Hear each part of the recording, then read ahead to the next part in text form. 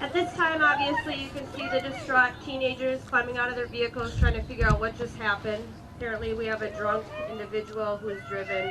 Head-on collision, numerous patients involved. You just heard the dispatch for ambulance, police, fire to respond to the scene.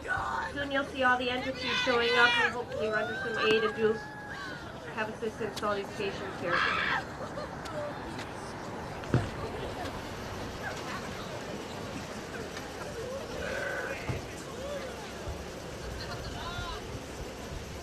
Please show up on scene, try and do an assessment of what happened here today. We're going to try and get the crowd under control, see what they have for patients, any life-threatening injuries, and what they need for assistance from police, fire, and EMS.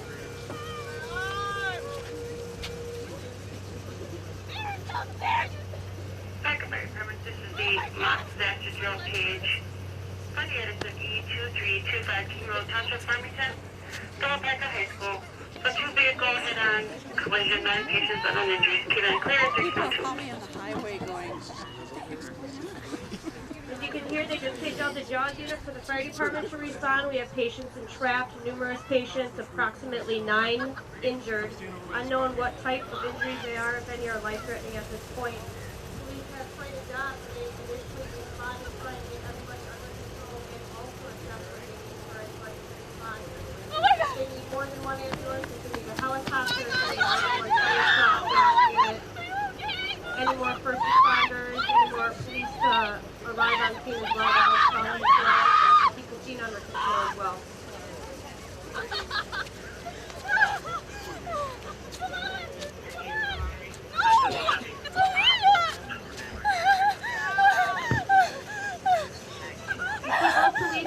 Trying to get their patients under control. This police officer right here is trying to do a field sobriety test on this patient.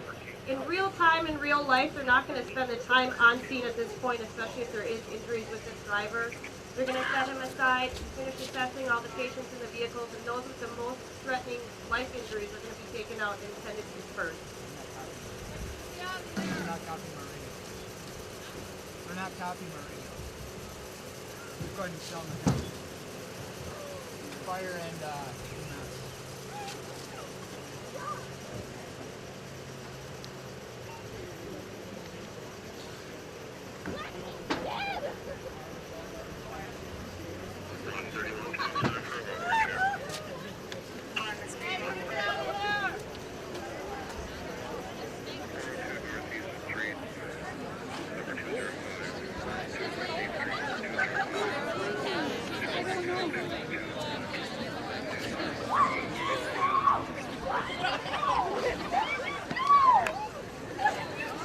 Exactly what we see when we come upon scenes, we encounter this numerous times where there's very, very upset patients. Obviously, patients have possibly died. Sometimes in the arms of their loved ones, we have very distraught and upset patients that want answers, want these things taken care of immediately. Police do have to keep them under control, get them away from the scene, and therefore carry on with their duties.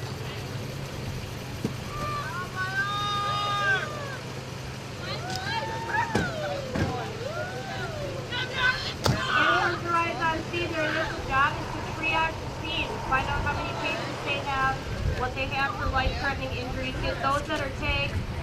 We have a triage system we use. We go red, yellow, green, gray, and black. Red tag patients are those that are the most life-threatening injuries that we want to get out first. Yellow is immediate yet delayed. Green is what we call walking wounded. Gray tag patients, we expect them to die, although they're not dead yet. Black tag patients are dead patients that we're not going to render care to at this point in time.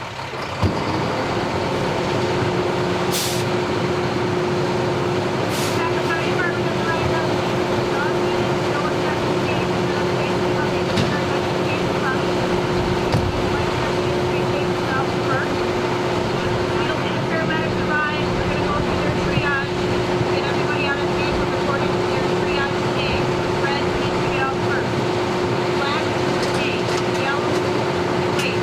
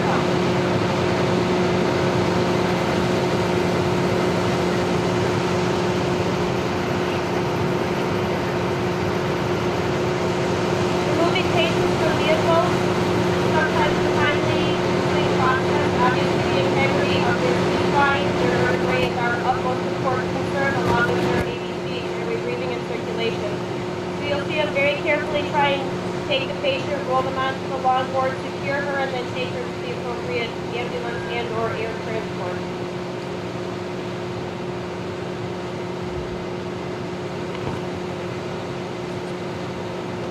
In a real mass casualty situation,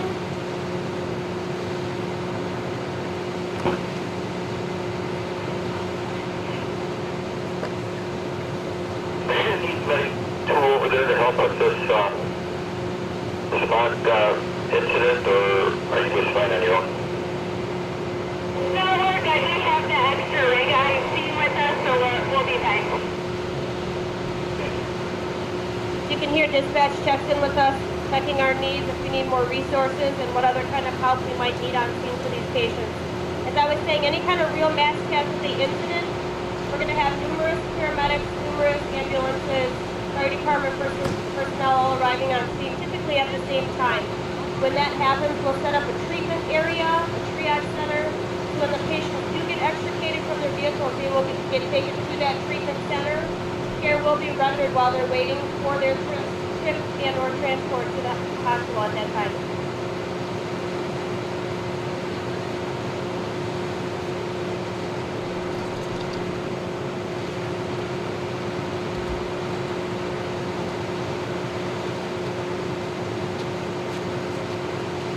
Patient number 1, reg tape patient being removed from the scene.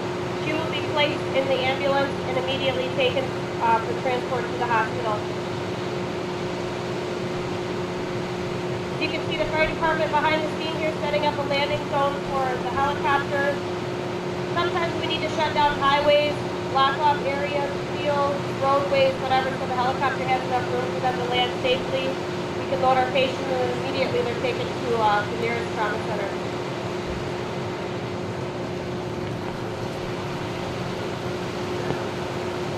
Those with less than serious injuries are taken to that treatment center. And not that they're not important, but there's obviously patients who need our help sooner and more quickly than what those patients require. So you can see the 3 standing back there, those are green tag patients. They will be cared for as soon as all of the more serious patients get care.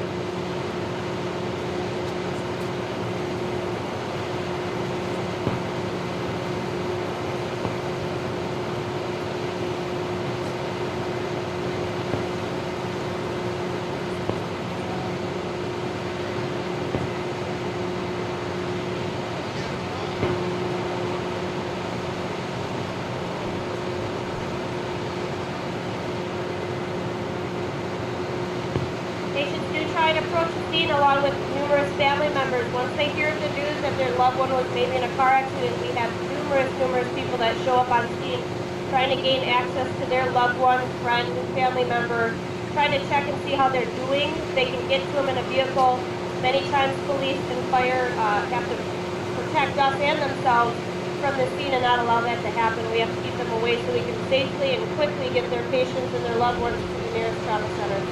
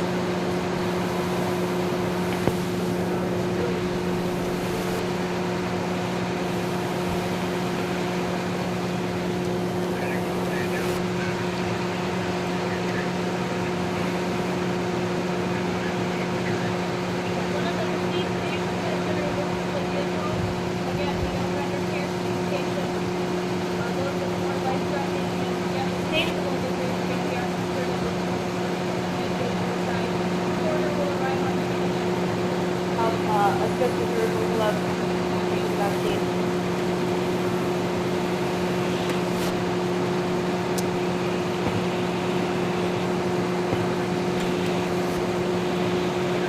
First responders show up on scene to assist the ambulance as well, rendering basic life support care, first aid, assisting the ambulance personnel, removing and caring for these patients as well.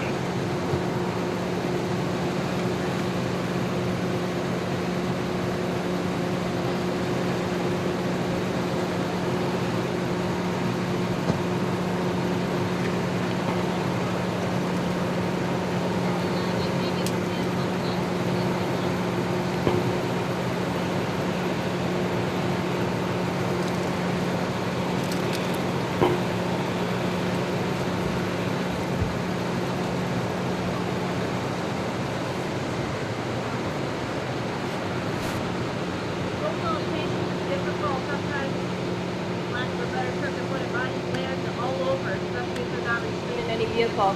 You could be in the front seat and wind up all the way in the back like this patient was. I do believe the triage takes someone, a black tank patient that was initially a front passenger of this vehicle, thrown in the back of the vehicle, deceased, will be removed as well.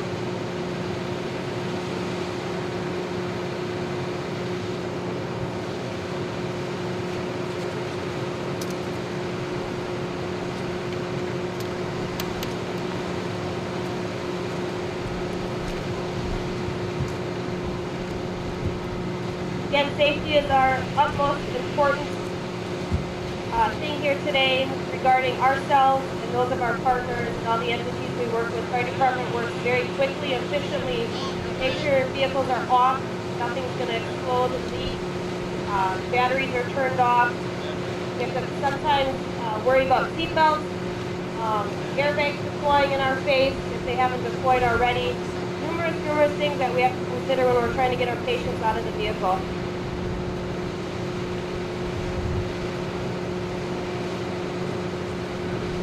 Again, you see them securing this patient to the longboard, keeping her C-spine and vertebrae, her backbone and her neck bone in a straight line position, making sure her airway is controlled, all the major bleeding is controlled, and she'll be transported shortly to the hospital as well.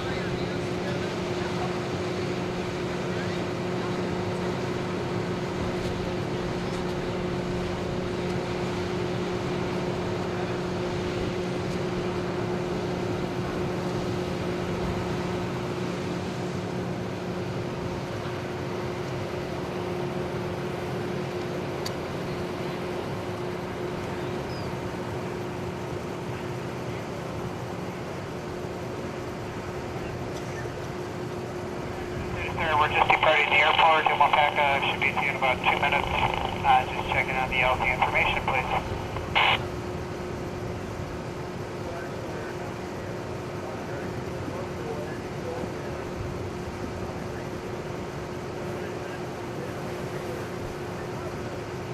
We landing in the soccer field.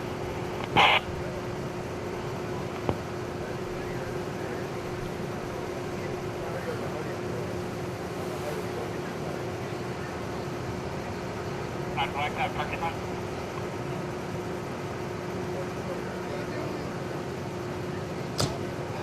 In about 2 minutes or less, we've got the baseball team. I don't know if you were able to hear that or not. Theta Star was checking in with our fire department as they do every time, checking on the landing zone, securing their safety so that they can safely approach the scene, make sure all of our patients, personnel, and everything else is safe for them to land and start loading patients and transporting them immediately to the trauma center.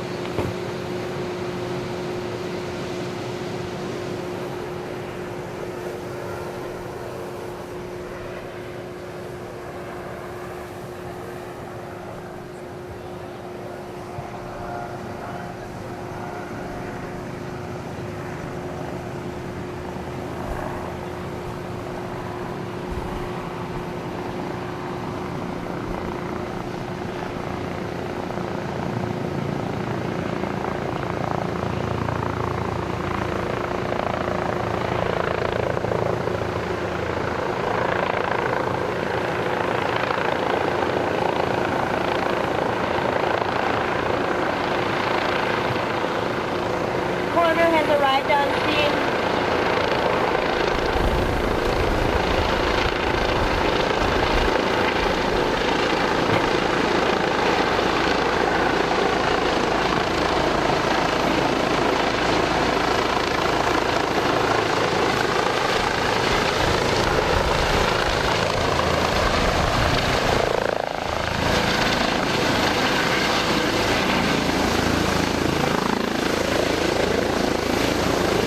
At this point, Beta Star is going to leave their helicopter rotors running. We call this a hot load. Due to the critical injuries that these patients have sustained today, they're not going to shut down their aircraft. We're going to do what's called a hot load. Leave the rotors running. Those patients, and that way they're much quicker to take right back off again and get the patients transported.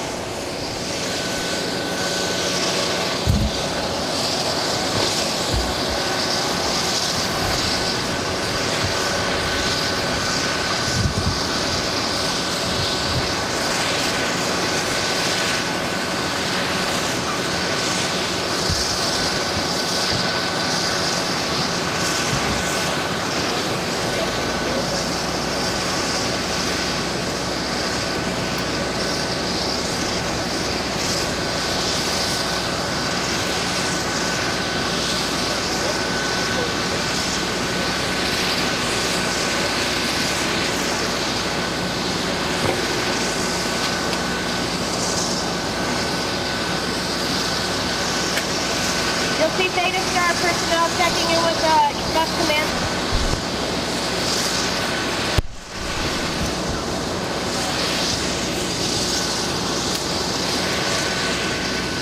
Supported by Beta Star today, they are capable of carrying more than one patient in the aircraft as long as they have that information prior to them taking off.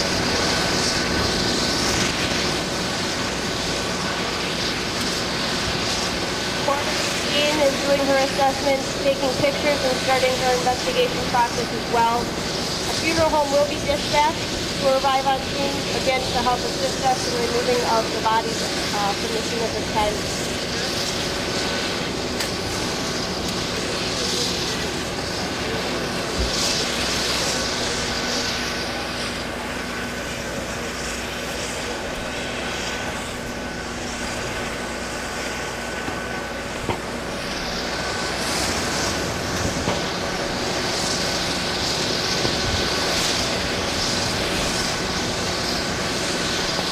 Back behind the ambulance, here Beta Star personnel is working with the paramedics and fire on scene.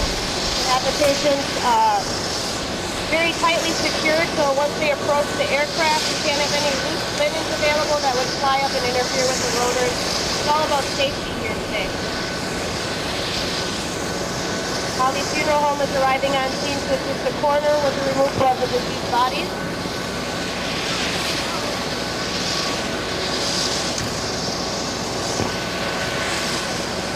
Two flight nurses back behind the fire department truck at this point, wheeling one of the patients to be loaded in the aircraft at this time.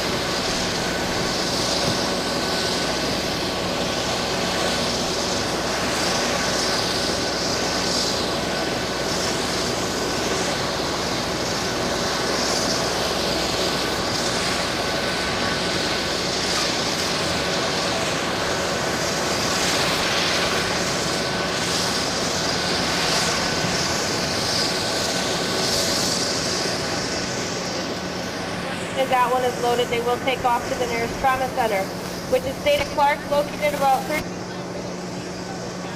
They have also been notified in any situation like this with any incoming patients that they might have from the situation.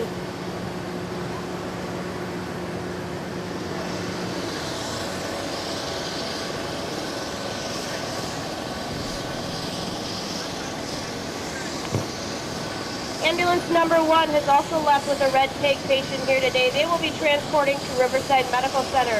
We call that a critical access hospital. That's the nearest available care for that patient. And typically Theta Star will drop their 2 patients off and then also fly back for our other critical patients that'll be waiting at Riverside Medical Center for them.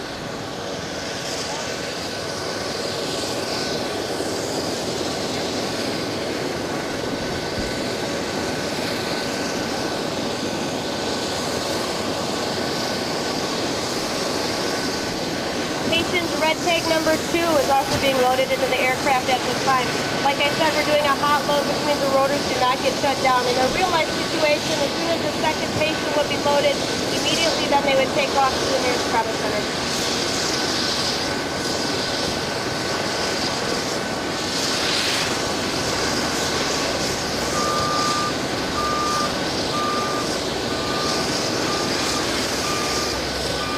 Second ambulance with patients on board also leaving to the nearest facility, which is Riverside Medical Center. They will be transporting the delayed patient, yellow tag patients to that facility as well.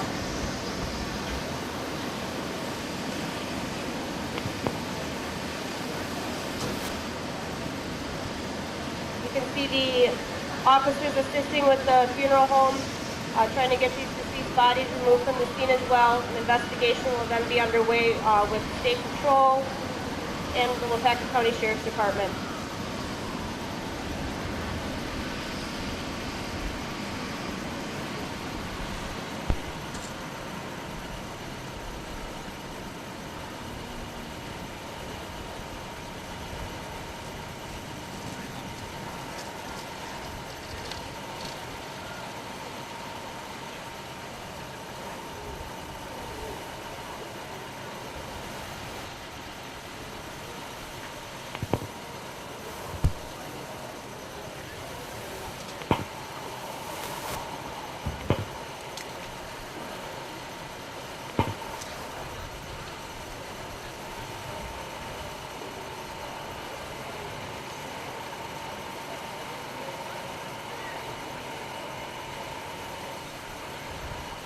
You can see Holly's Funeral Home loading up one deceased patient at this time. They'll load him into the hearse and take him back to their facility.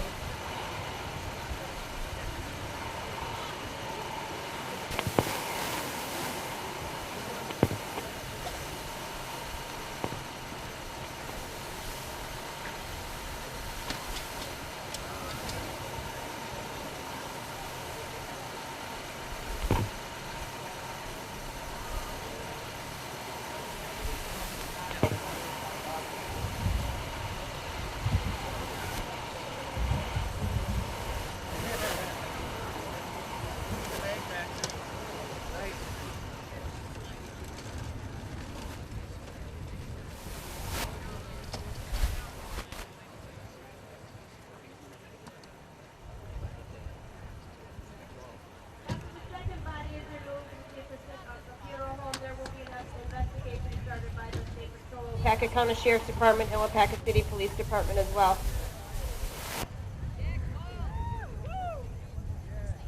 Miss Herb, please report to me, please, wherever you are.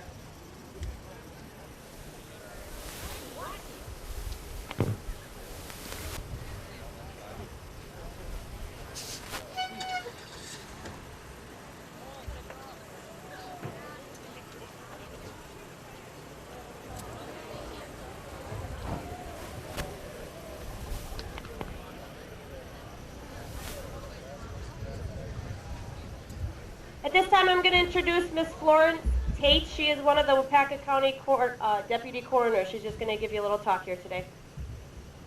Hello, like she said, I'm Florence, Deputy Coroner. When I get there, EMS has usually assessed the scene. The cops have usually come. I double check, pronounce, and then I look the scene over, take pictures, look for evidence of drugs, alcohol, texting. We will confiscate the cell phones, check for texting, phone calls, anything that would have distracted the driver, anything that would have caused the accident, whether they went through a stop sign, whether they rear-ended somebody.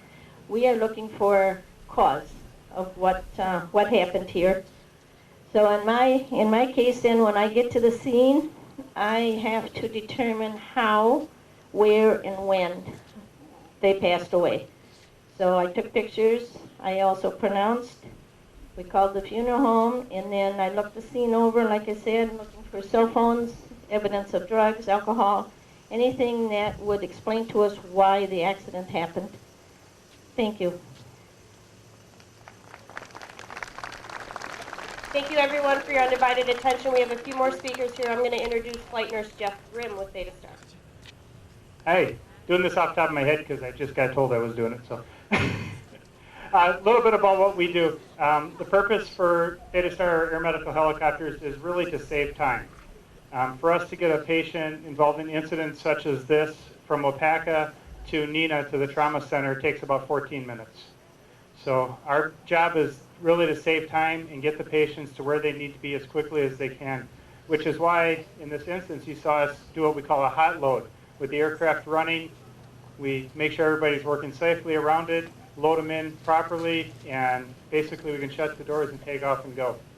Minimizes the time that we have to spend on scene with the patient and get them to the trauma center, which is where they really need to be. The other things we can do on the way to the trauma center, basically everything needs to be done to keep that patient alive and even improve their status. We can give blood, we can do advanced airway procedures if we need to. Whatever needs to be done, we can take care of it in the aircraft until they get to the trauma center or the ER. Thank you. Thank you everybody. Miss Erb, I'm going to hand this over to you. She has somebody to introduce as well. Guys, when we're all done speaking, then we would like to give you guys an opportunity to ask some questions if you have some. For example, one question that I had the first time I did this is, when the folks from the funeral home come, are they always dressed up?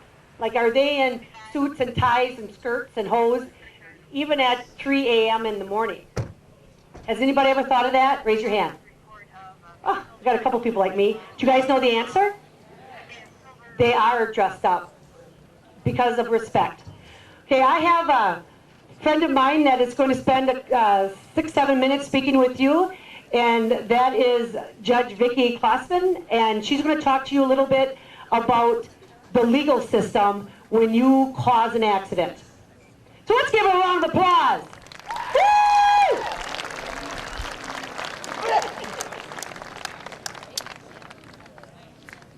Good afternoon, everyone. I'm Judge Klossman, and I want to thank Ms. Erb for having this presentation today.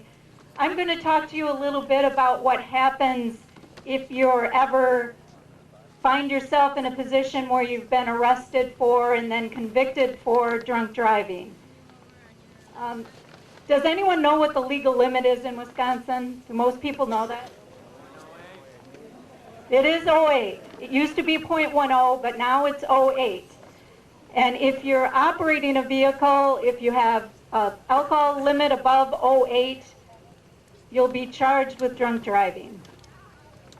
Now, you can be convicted of drunk driving even if you're not at the level of 0.08. To be convicted of drunk driving, all that needs to be shown is that you're operating a motor vehicle and that you're impaired by alcohol, even if you're not above the legal limit.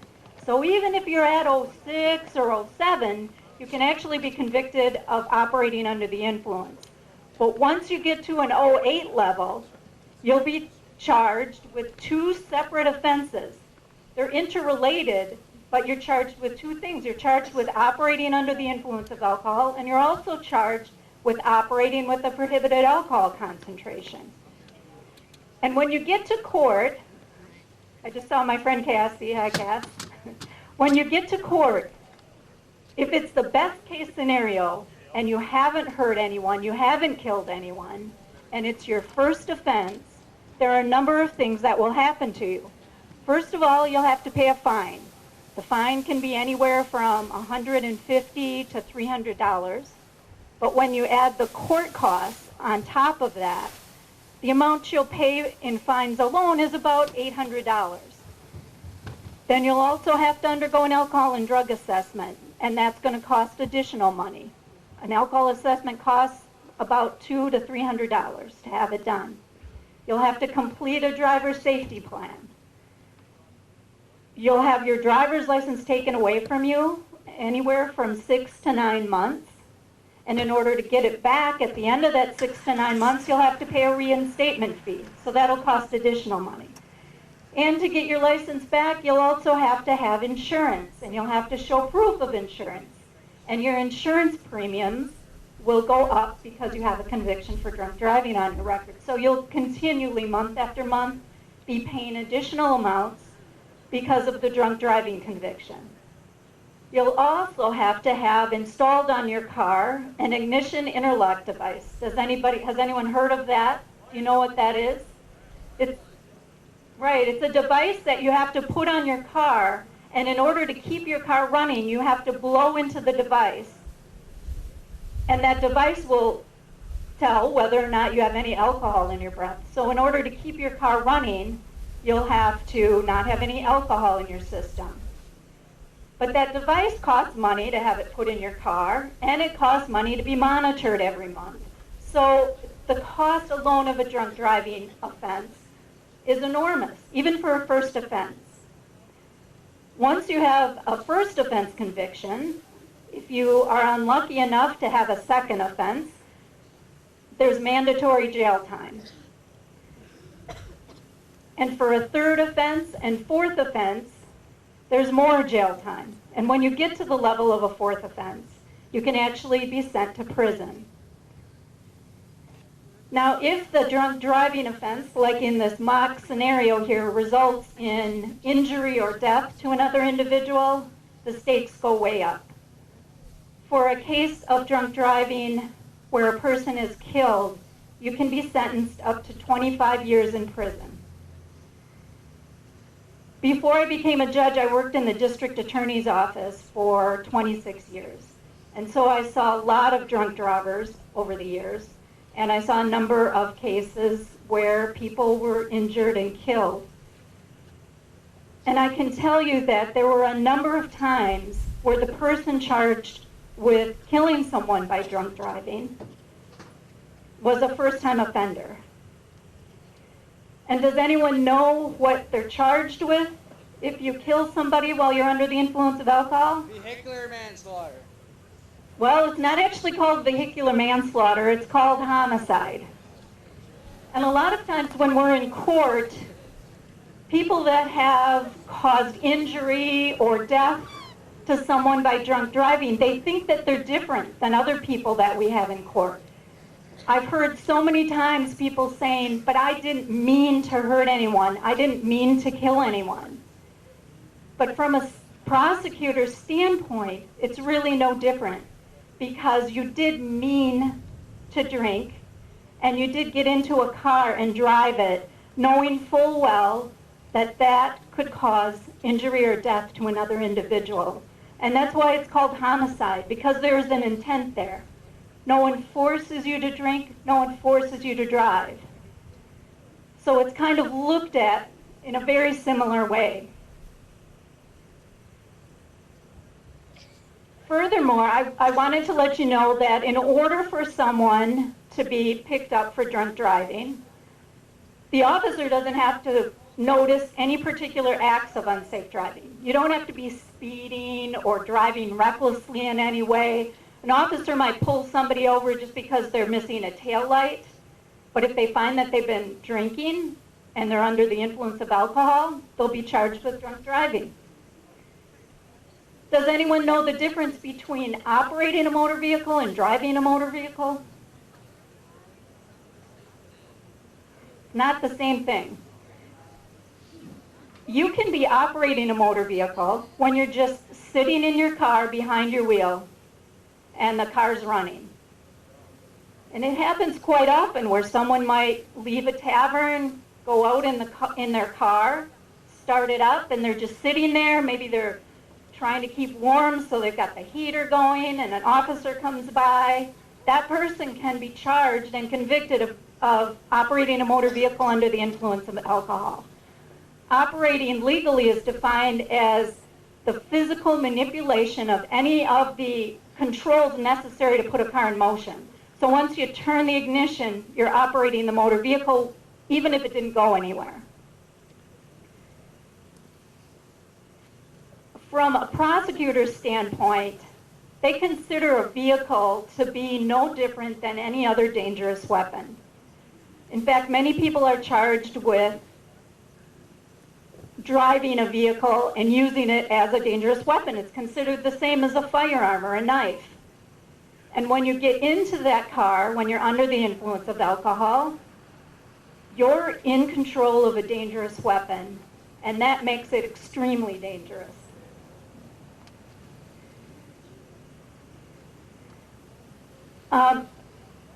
I've had 4 children that all have graduated from Waupaca High School.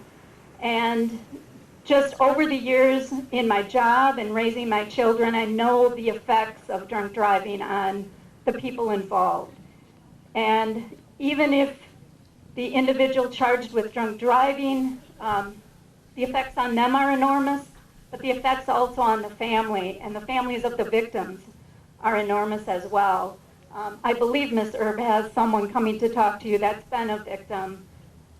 Before I leave, I have to get back to court, but I thought I would read something that we read in court all the time, and it was something that was written by the Wisconsin Supreme Court.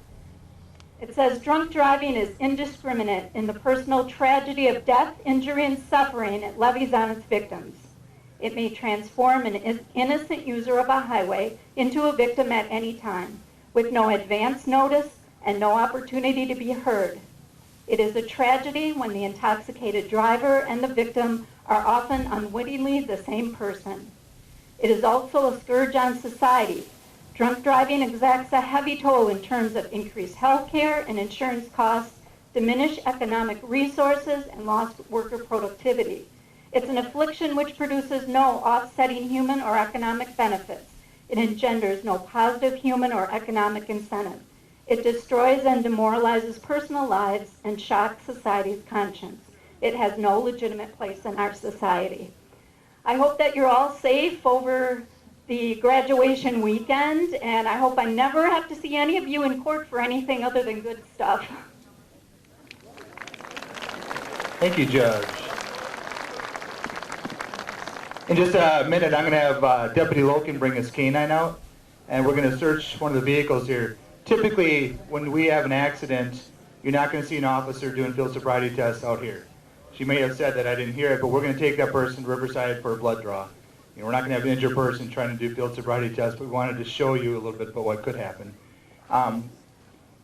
Especially when there's a fatality or serious injuries, we typically always call the State Patrol in to do a reconstruction.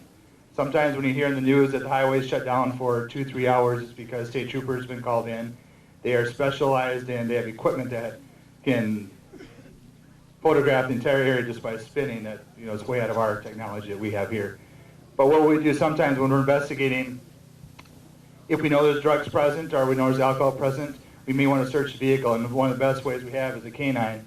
So Deputy John Loken has a canine he's going to actually show. The canine smells the air. He doesn't actually have to be in the car to smell the drugs. So he walks the dog around the truck or the SUV here. In this case, his dog is a passive marking dog. If he marks on the vehicle, he'll sit. We do have some canines as well. One of them that's an aggressive marking, that if he actually marks on drugs, he'll attack aggressively.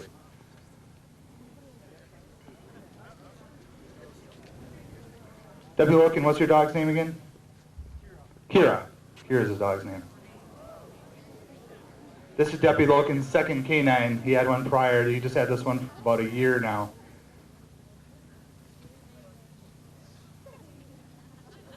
If the dog finds something, he gets rewarded. Typically, John will have something, he finds something, he'll give him a toy or something to actually reward him, like that there. Good girl, Kira. All right, so again, thank you for your patience with this. Our jobs typically as law enforcement, we get there, we assess the scene, We call out what we think we need for emergency personnel. It would be fire. We'll call Theta Star, and the fire department will coordinate. I know I don't have the intention now, send the dog, which is totally fine. But our job mainly is to secure the scene. We are not medical professionals, but we can do minor things, and then to keep it safe, and if we have to, to reconstruct the accident scene. So I'm going to pass it back over to somebody here. Ms. Lehman? Ms. Urban? Ms. Urban, I'm sorry. That's all right. We have a special guest with us, and I am so incredibly impressed with Rhonda, even though I do not know her well. But every simulation that we have had, she comes and speaks to the students, and it's been about 5 years, I think. And I think that you guys will think of inattentive driving a little bit different when you hear what Rhonda has to say. So Rhonda, from the bottom of my heart, I'd like to thank you for coming.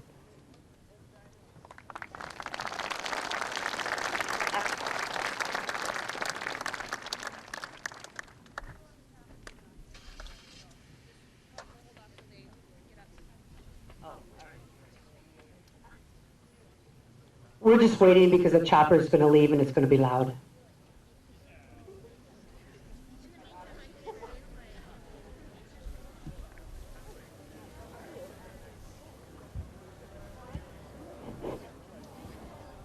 While we're waiting, I'm just going to introduce our paramedics from Gold Cross Ambulance. Up front here, gentlemen. You don't have to talk, don't worry. John, Stefan, and Alan all showed up today to help us out. Let's just give them a nice round of applause. Fire department personnel. Nobody's listening. They're worried about getting the helicopter up, so we're just going to give them a second.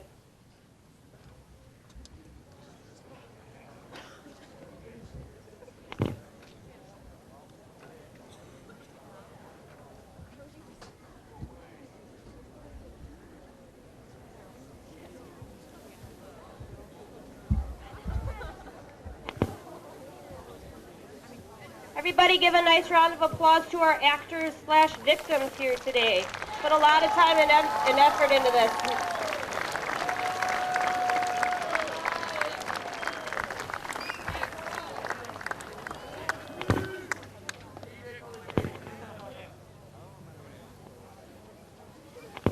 Sit tight, everybody. Thanks for your patience. It'll just be a couple minutes.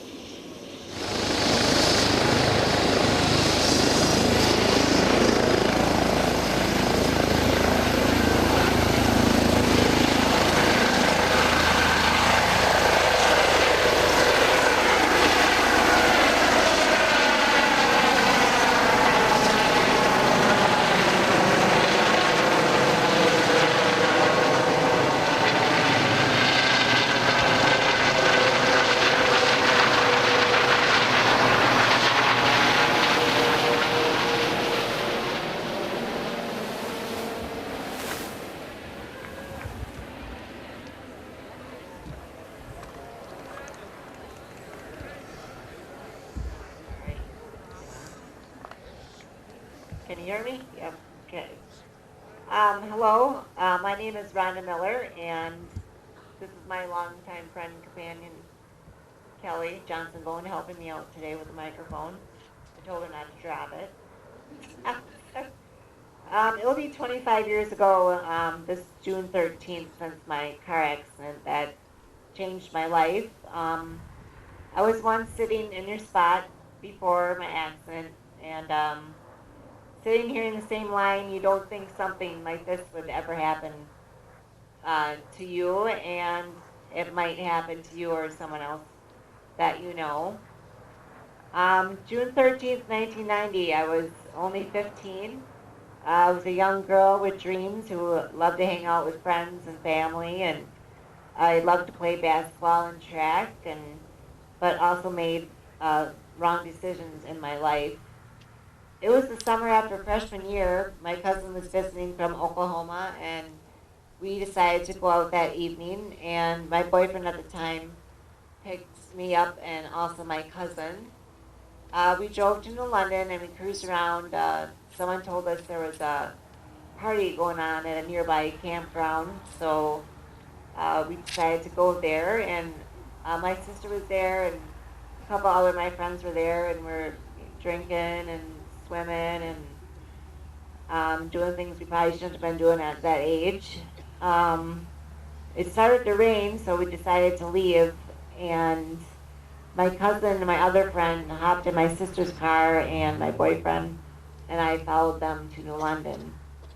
As we were driving, the rain started to come down even harder, and he decided to pass my sister's car. And I do remember passing my sister and looking across, and I did, the last thing I remember, I saw her face, and the car started to hydroplane, and he lost control, and the car flipped over into a really deep ditch, and we hit some trees. My friend that was in my sister's car came to pull me out. They thought the car was going to start on fire. So as he pulled me out, he dragged me across the road, and I just remember a few things. Just someone covered me with a jacket, and I do remember I felt like I was floating, which they say that's the feeling you get when you become paralyzed. But sorry, I changed my page here. Actually, a cop was close behind us, and he came up upon the accident, and that was pre-cell phone days, and so he called the ambulance came, and I was transferred to New London Hospital, and then I was transferred to St. Elizabeth Hospital. I was in the hospital for 4 months. I broke my neck and severed my spinal cord, which means that I'm paralyzed and will never walk. It took months of therapy to get me where I am today, and it's hard to tell you all the struggles I've had since then. There's literally not enough time to tell you all of them, and I'm not wanting sympathy for that. I just want everyone to understand the consequences of stupid decisions when you're young. I guess it's all the things you take for granted, just even getting up in the morning. Just for example, it took me about 4 hours to get ready to come here today with all the cares I need, and I need to rely on other people with things you can't do on your own anymore. And it's not an easy life, but throughout the years I've, just gotten better at things and have a different view. You have to learn who your true friends are at the time, and actually your family is the ones that are really truly there for you through your toughest times. And it didn't just affect me, it affected all of my family and friends, and it also affected the driver of the car and affected his life too and his family. And I just want, if you can take anything out of this, it's try to make the best decisions in your life, because you don't want a life like this. But God did have a plan for me, and if anything good came out of it, it's the faith and all the great people and friends I've made along the way. And just wanted to give you that message today. And if you have any questions, feel free to ask me. And I just want to thank you for giving me the opportunity to talk to all of you today. Thank you.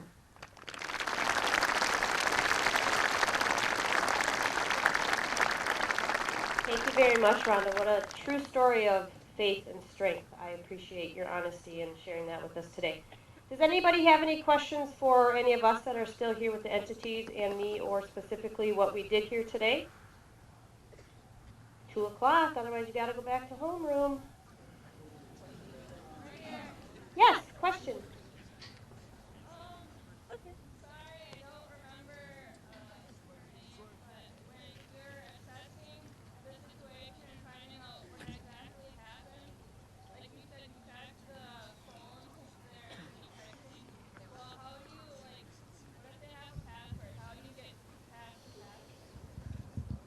Ooh, a technical question. She's asking how to investigate maybe what caused the crash, if there was texting involved prior to the incident. Honestly, that's all police department. They're going to investigate that, and I'm sure they would gather phone records and see if they can come to any conclusion. Here's the guy that can answer that. We would take the cell phone in evidence, and at that point to get a warrant to look at the phone, and we could also then request a subpoena any conversations you had. Remember, when you use a cell phone, nothing is ever deleted. You can hit delete as much as you want. It goes into a permanent database. All we have to do is get a subpoena, and we can see anything you talked about. So if we feel like a witness, or maybe you were out of the roadway but there wasn't any alcohol present or drugs present, that might be the next step too, is to take a look at your cell phone. So if you had a crash like this, the driver of the car's phone most likely would be taken in evidence until we can prove that it was not a part of the accident itself. Good question. Anybody else? Any questions for Rhonda?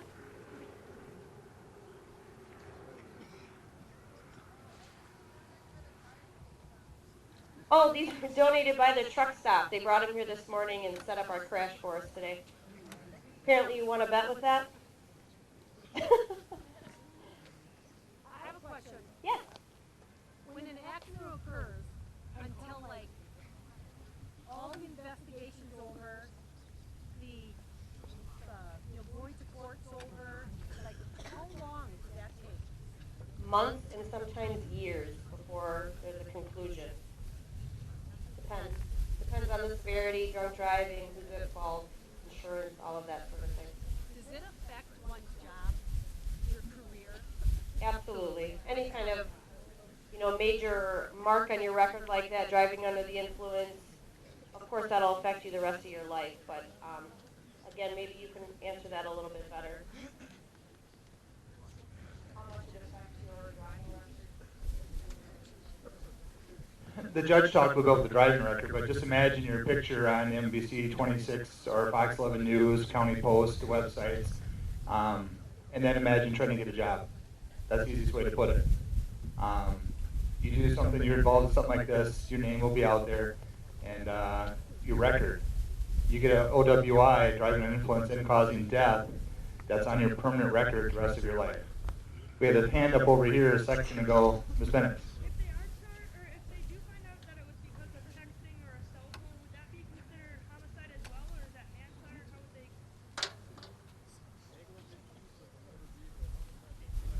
Homicide by negligent use of a motor vehicle, meaning you're negligent driving. When you're driving, you're not supposed to be texting, cell phone. I turned to Deputy Loken because he just had one last week. He had a double fatality that he was the officer on last week. So in the city, we don't have as many fatality deaths because our speed limits are usually 25, 35 miles an hour. The county, they have quite a few more because, of course, the speeds are a lot more. Other question, there was a hand over there.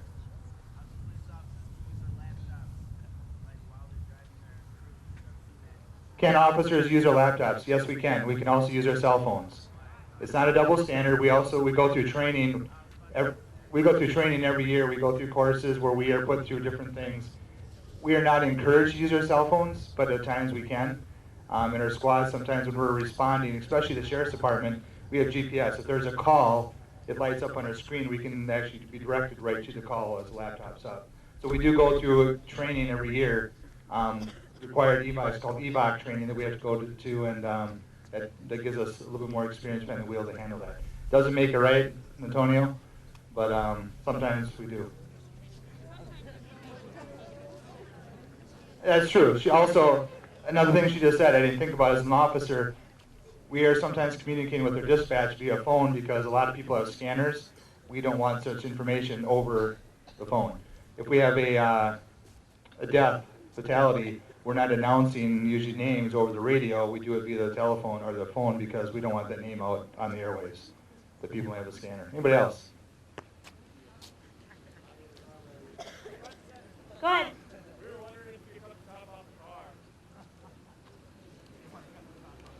Fire department personnel, can you cut the top off a car?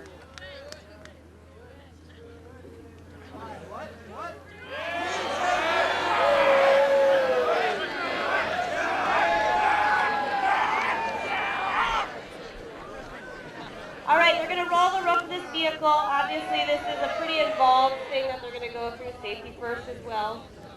Any more questions before they get going? It's going to be loud. Can I have your attention one more time, please? Hold on, we got one more question.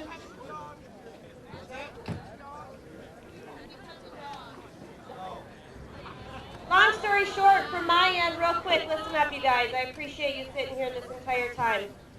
We never want to see you in any situation like this. All too often, we're called to assist many, many scenes as you see here today. I just want to say personally, things like this affect us in our careers. You know, once we see these visions in our head, it's something we carry with us for many, many years to come. We do our jobs because we love to. We love to help people of any age in any situation. It affects you, it affects us, it affects all of our family, friends, everything. So just make smart choices. Thank you for sitting here today and going through all of this with us. You have one more question?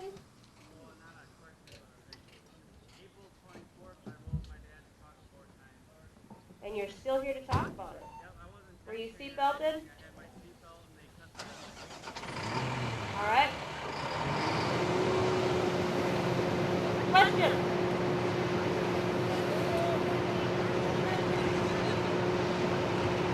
Listen up, guys. We got a few more questions.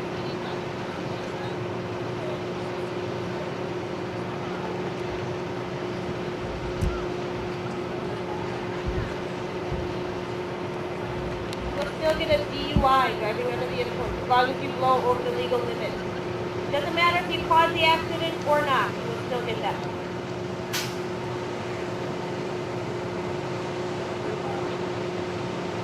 If you blow under the legal limit,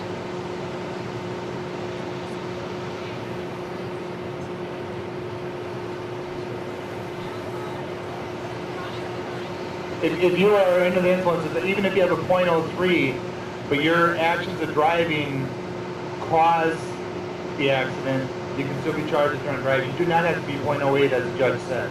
Now, I can't hear you, what? Yes. If your intoxication led to it, yes. So, like the judge explained, you don't have to be drunk to get a drunk driving.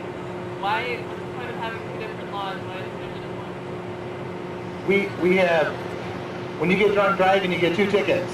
The first ticket you get is driving driving under the influence, all right?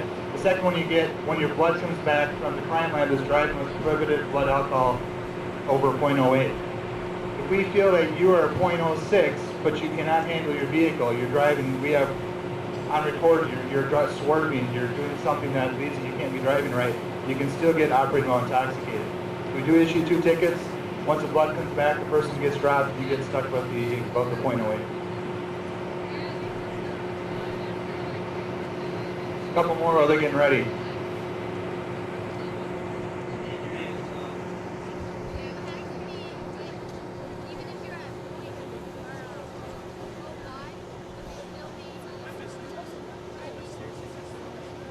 Can you, .01, here's the thing.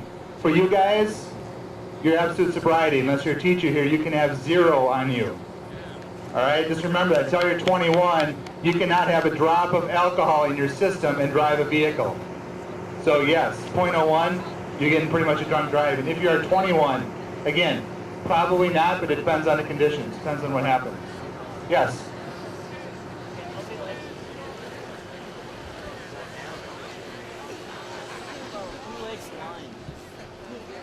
If you're a .06 and you are not the cause of the accident,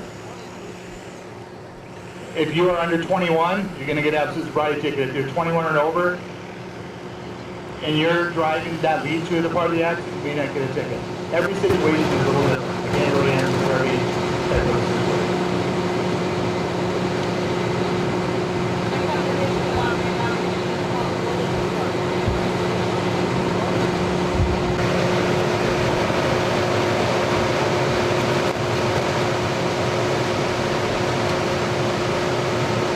First of all, Mr. Young has been waiting so patiently for his question. Are there other substances that you see around the Waupaca area that impair? Heroin. What other one?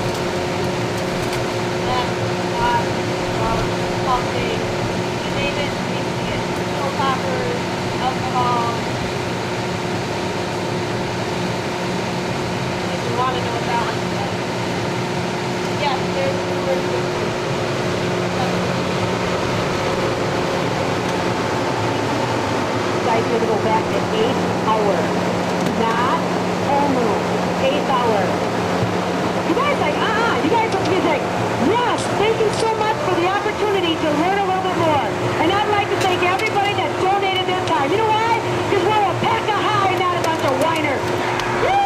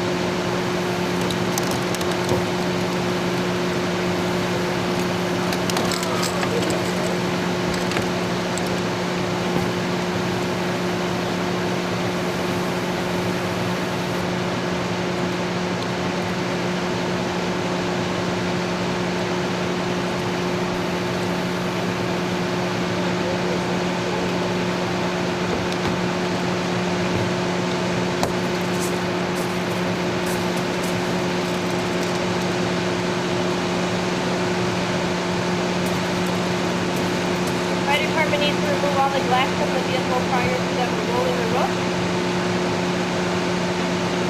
Touch seatbelts.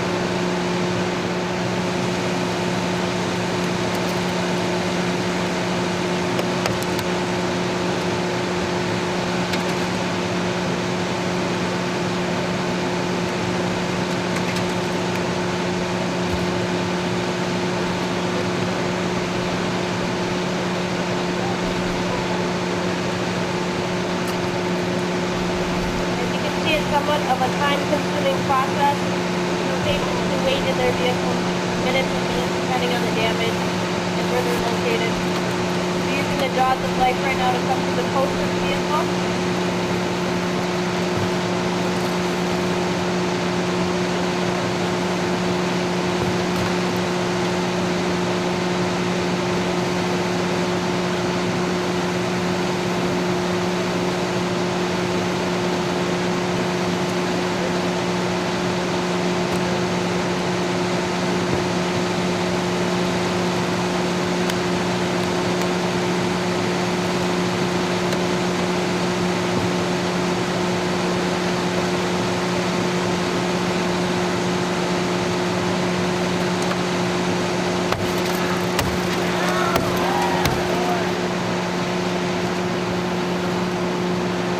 They just feel the